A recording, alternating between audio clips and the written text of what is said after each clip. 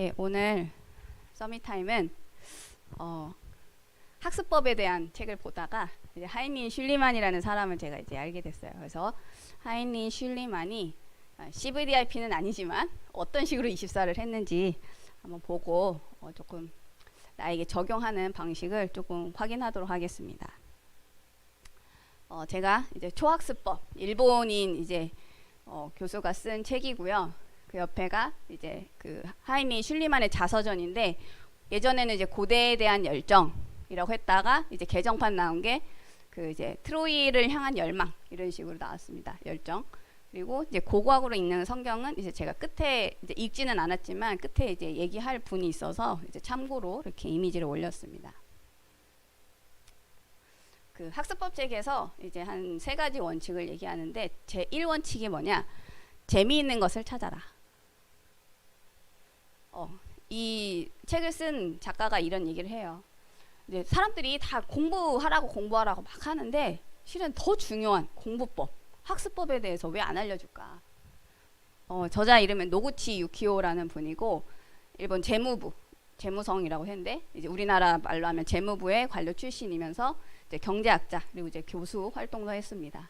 그래서 이제 학부 시절에는 공학 쪽에 있다가 이제 대학원은 이제 경제학으로 졸업해서 이제 재무부에 들어간 인물입니다. 이분이 고민을 했어요. 공부가 너무 어려운 거예요. 나도 어렵긴 하지만 주변 사람들 보니까 다들 너무 어려워해. 근데 왜 다 찾아보니까 공부법에 대한 책이 없더라는 거예요. 시중에. 이제 그 당시에는 없었던 것 같아요. 지금은 그래도 좀 많이 나오긴 했지만. 이분이 이런 이제 이 부분을 봐요. 공부에 내용은 많이 가르친다. 영어, 수학, 뭐 국어, 뭐 사회, 과학 뭐 이런 걸 많이 가르치는데 실제로 이걸 어떻게 체계적으로 학습해야 되는지 그 방법을 가르쳐 주지는 않는다. 학교에서. 진짜 학교에서 가르쳐야 되는 거는 그 공부의 방식을 알려줘야 되는데 내용만 집어넣느라 애들이 그러니까 공부가 재미없다. 이렇게 느끼게 되는 거죠. 그래서 이제 책을 찾아봐도 책이 없어서 그럼 결국은 내가 해야 되겠구나. 그래서 이제 본인이 여러 가지 이제 시행착오를 겪으면서 자기가 뭐 무의식적으로 또는 의식적으로 알게 된 그 방법들을 좀 정리를 했어요. 그래서 이제 기존의 학습법을 뛰어넘는 초학습법이라는 책을 쓰게 됩니다. 3가지 원칙을 책 초반부에 얘기를 하는데 첫 번째가 재미있는 것을 공부해라. 남들이 시키는 거 그거 하는 게 아니라 그 재밌는 것. 근데 중요한 거는 이제 생각을 바꿔야 되는 부분이더라고요. 대부분의 생각, 공부는 괴로운 거야. 참으면서 해야 돼. 라고 생각하는데 그건 틀렸다. 이제 이거는 이제 뭐 목사님은 아마 되게 잘 아실 건데 그 어떤 호기심이 있을 때 그 호기심이 충족이 되었을 때 굉장히 즐거움을 느낀다는 거죠. 사람이. 그리고 뭔가 하나를 알게 되는데 조금 더 깊게 알아가는 그 즐거움이 있다라는 거죠. 그리고 서로 다르게 알고 있던 것들이 어느 순간에 갑자기 하나로 뭔가 관통하는 그 연결이 되고 흐름이 딱 맥락이 딱 떨어지는 걸 발견할 때 쾌감을 느낀다. 와, 이런 거였구나. 저기서 얘기하던 것인데 다른 책이 있는데 아니 이게 그 얘기였네. 이제 이때 쾌감을 느낀다는 거죠. 그래서 공부는 원래 즐거운 것이다. 근데 즐거운 것을 공부하면 공부가 즐거운 것이 되는 거죠. 그래서 이제 그 책에서 몇 번에 걸쳐서 이제 예시를 드는 인물이 이 하이닌 슐리만이었어요. 고고학자이고요. 그래서 그 사람에 대한 책을 제가 읽은 거고, 2번째 원칙은 전체부터 이해해라. 이제 그 전체를 보는 거는 새의 눈, 그 머리 그 꼭대기에서 하늘에서 이제 이렇게 쭉 내려다 보는 그거고요. 그 부분, 개미의 눈으로 그냥 세부적으로 거 막 이렇게 보는. 근데 전체를 보고 나야 어떤 관계들이 이해가 되어지니까 그때는 이제 부분으로 봐야 되는데 사람들이 부분 알다가 지쳐서 못 본다는 거예요. 이 관계나 맥락이나 이런 것들 흐름이나 이게 전혀 이해가 안 되니까. 그래서 전체부터 봐라. 그러니까 책을 읽어도 목차를 봐야 된다는 얘기죠. 그 다음에 80% 원칙이 있는데 80%를 사람들이 이제 이해를 하면은 그 다음으로 넘어가야 되는데 그 20% 완벽을 추구하느라 지쳐버리는 거예요. 그러면은 빨리빨리 그 포기해라 그 의미가 아니라 일단 뭔가 하나를 했으면은 80%까지는 완성을 해라. 그리고 20% 그거 하겠다고 하지 말고 그 다음 스텝으로 계속 넘어가라. 이제 이런 얘기들을 합니다. 뭐 이제 80대 20법칙으로도 이제 저거는 설명할 수 있고요. 이게 세 가지 원칙이에요. 근데 여기에 덧붙여서 하나는 이제 목표가 설정이 되어야 의욕이 상승된다. 근데 그 목표는 좀 구체적으로 해야 이제 거기에 맞춰서 공부를 할 수 있게 된다. 이 세 가지 원칙에 맞춰서 하면 된다. 이런 얘기들을 했습니다. 그래서 이제 이 책 한 서너 번 정도 이제 할린 슐리만에 대해서 얘기를 해서 이 사람의 어떻게 했는지 좀 찾아봐야겠다. 그래서 이제 제가 그 책을 찾게 됩니다. 이 사람은 트로이 24예요. 트로이가 뭔지 모르면 어쩔 수 없는데 트로이, 일리아드, 그 호메로스라는 이제 고대 작가가 쓴 책이 있어요. 일리아드, 오디세이, 여기에 나오는 트로이라는 이제 동네 이름인데 성 이름인데 그거를 24 한 거예요. 이렇게 생겼고요. 독일 출신의 이제 사업가였습니다. 그래서 한 40살 때까지는 이제 사업을 했고 그 이후에는 이제 고고학자로 활동을 합니다. 그래서 이제 트로이, 미케네 이런 유적들을 엄청나게 이제 발굴을 하게 됩니다. 근데 이제 그 위키백과 이런 데 찾아보니까 그냥 고고학자 아니고 아마추어 고고학자. 아주 전문가는 아니야. 아마추어인데 이제 아마추어다 보니까 실수도 많이 했다는 이야기죠. 근데 이분이 PK예요. 가난한 목사님의 아들로 이제 태어났습니다. 근데 이제 이 어릴 때 특징이 뭐였냐면은 그 동네에 막 이런저런 소문이 막 있었어요. 이제 목사님네 사택에 유령이 나타난다. 그 우리 집이잖아. 우리 집이네. 유령 어디 있어?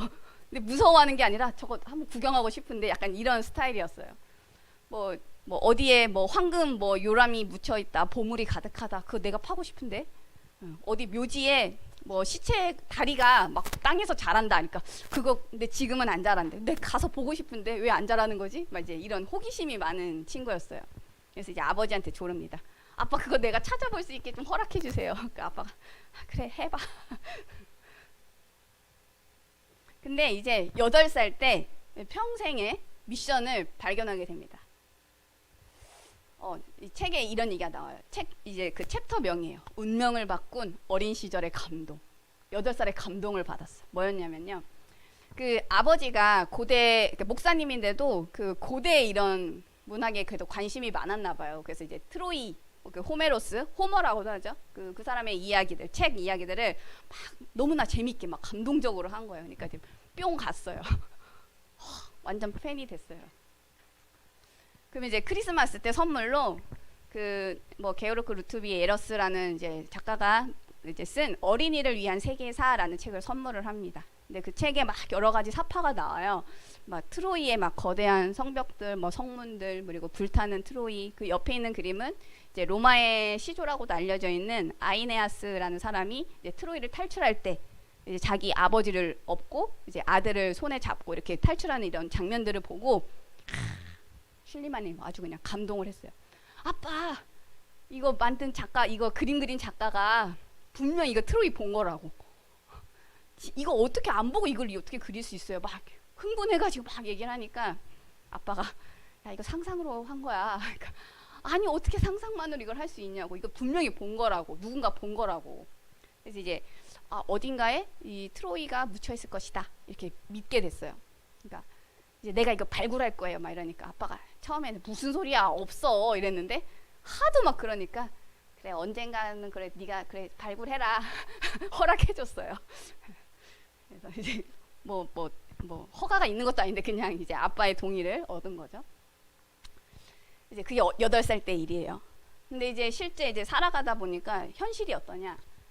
막 이제 아버지가 막 라틴어도 알려주고 했대요. 그래서 11살 때는 이제 라틴어로 짧은 글도 쓸 수 있을 만큼 이제 했는데 갑자기 막 가정 형편이 어려워진 거예요. 막 교회에서 막 저쪽으로 가고 막 이러니까 이제 좀 많이 어려워져서 대학에 진학을 해야 되는데 그게 안 되고 그냥 이제 실업학교 가서 그냥 소매점의 어떤 점원으로 이제 상점 이제 점원으로 이제 일을 하게 됩니다. 그리고 이제 실업도 하게 되고 죽음 위기도 여러 차례 겪게 됩니다. 근데 한 번은 어떤 이제 친구인지 지인인지 모르겠는데 친구라고 칠게요. 그냥 어떤 사람이 이제 근데 이 사람도 PK였어요.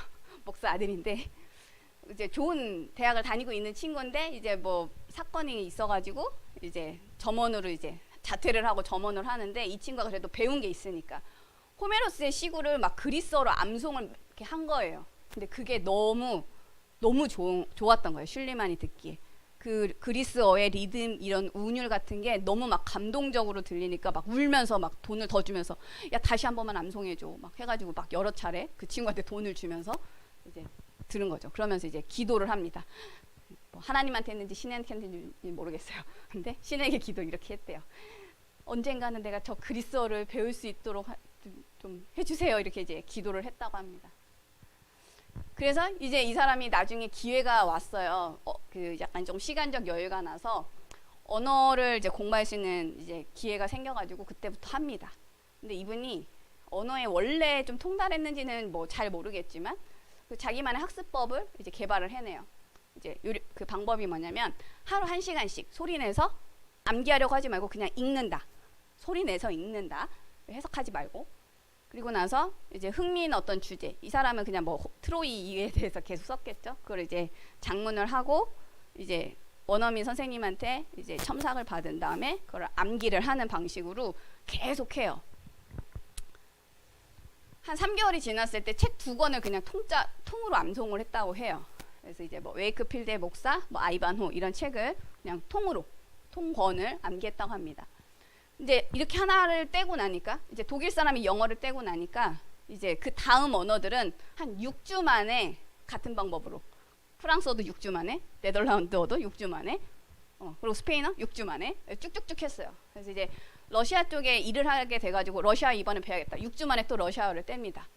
그러니까 러시아를 이제 잘하게 되니까 이제 어떤 사업을 할 수 있는 기회가 찾아오게 돼서 이제 그 사업가로 이제 변신하게 됩니다. 그래서 돈을 갑작스럽게 엄청나게 벌게 돼요. 그래서 내 평생의 미션을 이제 시작해야겠다. 이 사람이 이런 얘기를 해요. 아, 이게 신의 섭리인가 싶을 만큼 불가사의한 어떤 것들이 막 자기한테 일어났다는 거예요. 그 전쟁으로 막 화재가 나서 자기가 어디에 물품을 보냈는데 이게 화재가 다 소실될 위기에 처했는데 나중에 보니까 다른 건 다 탔는데 내 거만 안 탔어.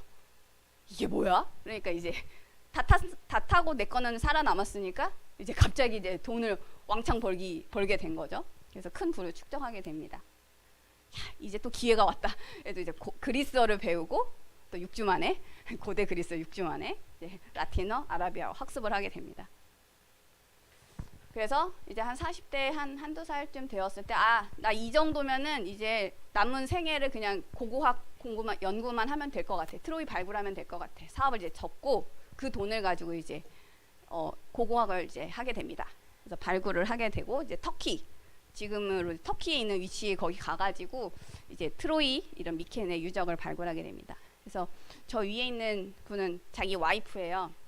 발굴한 다음에 와이프한테 씌워놓고 막 사진을 찍었어. 그러니까 사람들이 저거 보고 이제 조롱한 거죠. 이런 아마추어 같은 이라고. 자랑하기에 급급했던 이제 그런 모습도 있었는데 나중에는 내가 이렇게 하면 안 되는구나 나중에 깨달은 거예요. 많은 유적들도 자기 잘못으로 이제 없어지고 그래서 이제 막 사람들한테 도움을 청해가지고 전문가들의 자문을 받아서 또 나중에 더 많이 파내기도 합니다. 그러다가 이제 한 60세 넘었을 때 이제 귀에 병이 나가지고 갑자기 수술하다가 갑니다. 그래서 이제 한 60세 넘어가지고 이제 죽게 됩니다. 24를 하긴 했는데 이게 가치 있는 24일까? 하나님 보시기에 약간 좀 제가 그런 궁금증이 좀 생기더라고요.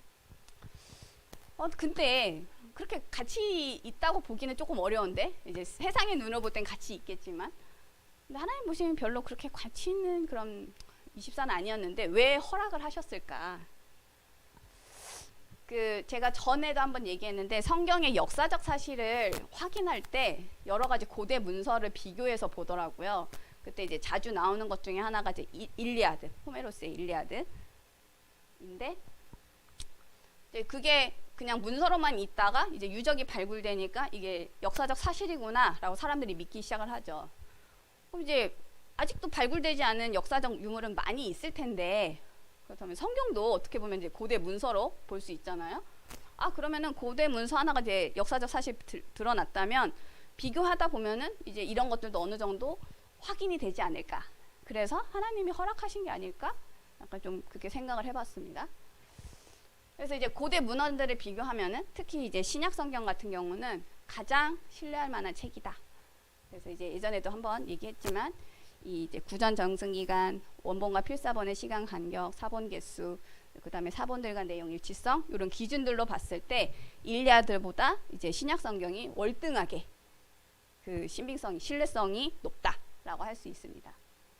그래서 하나님이 요거 그래도 사람들이 알게 하시려고 너무 못 알아들으니까 이제 그렇게 어떻게 알게 하시려고 하는 게 아닐까 약간 좀 그렇게 생각은 해봤는데 하나님만 아시겠죠. 근데 이제 제가 이런 슐리만 자료를 좀 이렇게 쭉 찾아보다가 또 되게 재밌는 분을 한 분 발견을 했어요. 이 슐리만의 이 생애를 보고 다른 꿈을 품었던 피케가 또 한 명이 있었습니다. 임미영 박사님이라는 분이고 고고학자이시고요.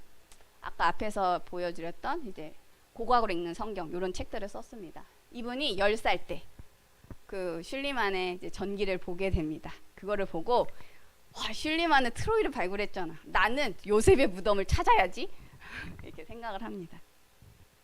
근데 아버지께서 이제 늦게 목회를 시작하셔가지고 막 히브리어 헬라어 공부하는 걸 옆에서 본 거예요. 야, 그럼 나도 슐리만도 막 일리아드 오디세이 헬라어 원문으로 막 수십 번 읽었는데 그럼 나도 그 히브리어 헬라어 이런 원어를 알아야 성경을 근거로 해서 이제 유적을 찾으니까 신학대학에 가야겠구나. 목사가 돼야겠구나. 그러다가 이제 조금 더 구체적으로 잡은 게 유학을 가서 고고학자가 돼야지. 그래서 실제로 이스라엘에 갑니다. 근데 IMF가 터진 거예요. 그래가지고 막 너무 막 가난해졌어. 그래서 이제 청소 일을 하면서 이제 학업을 해야 될 만큼 그래서 막 온몸에 락스 냄새가 배고 막 그래서 막 좌절하고 절망하고 딱 그런 찰나에 미국인 친구가 하루는 이제 기도하다가 야, 네 친구한테 이거 성경 구절 좀 보여줘라는 그 마음에 감동이 생겼대요. 그래서 어느 날 친구가 찾아오더니 야, 나 기도하는데 너를 이거 꼭 보여줘야겠다는 생각이 들었어. 이사야 43장 1에서 5절. 첫 멘트가 야고바. 그 딱 구절 보는 순간 자기가 펑펑 울었대요. 내가 여기 너와 함께 있다 내 딸아. 그게 음성이 들리는 것 같이 갑자기 막 몸과 마음이 녹아들어갔다고 합니다. 그래서 이분이 자기가 그동안 세웠던 그 계획을 다 포기했대요. 그리고 내 계획이 아니라 하나님 계획대로 하겠습니다. 결단하고 이제 그걸 놓고 기도를 했대요. 그래서 이분이 그때부터 뭐가 막 잘 풀리기 시작을 한 거예요. 그래서 이스라엘 고고학 그 박사를 학위를 받은 최초의 한국인으로 됐고 15년도에는 그 블레셋 가드라는 지역의 성벽을 발굴하는 성과도 얻어냈다고 합니다. 그리고 이제 사회사본이 발굴될 때 그때 자기도 참여를 같이 했었대요. 그러면서 사회사본 이런 얘기들을 하던데 그걸 보니까 뭐라고 하냐면은 사회사본이 발견되기 전까지는 구약의 예수님에 대한 예언이 신약에 성취됐다라는 게 좀 약간 그냥 그거 뭐 그냥 그거지 뭐 이렇게 됐던 것들이 실제 사회사본이 나오면서 이제 이사야서가 발굴되어 가지고 이게 고증이 되었다 이런 얘기들을 전해주었습니다. 저 이제 영상을 보니까 그런 얘기들을 하더라고요. 렘넌트가 CVDI B14를 해야 될 거를 이제 발견할 때 찾을 때 어떤 일이 벌어질까? 그 요한복음 20장 29절 보지 못하고 믿는 자가 복되다. 꼭 봐야 믿냐? 안 보고 믿으면 더 복되다. 하지만 또 봐야 또 이제 믿을까 말까 하는 사람들한테 또 도움이 될 수 있으니 하나님이 좀 이런 것들을 좀 허락하신 게 아닐까? 이렇게 조금 생각을 해봤는데 이제 목사님 자주 하시는 속담 중에 하나. 야, 소 뒷걸음질하다가 쥐 잡는 격으로 하면 되겠냐? 얻어 걸리듯이 우리가 그거 하면 되겠냐? 정확하게 하나님 계획을 알고 쓰임 받는 게 더 값진 인생이 아닐까.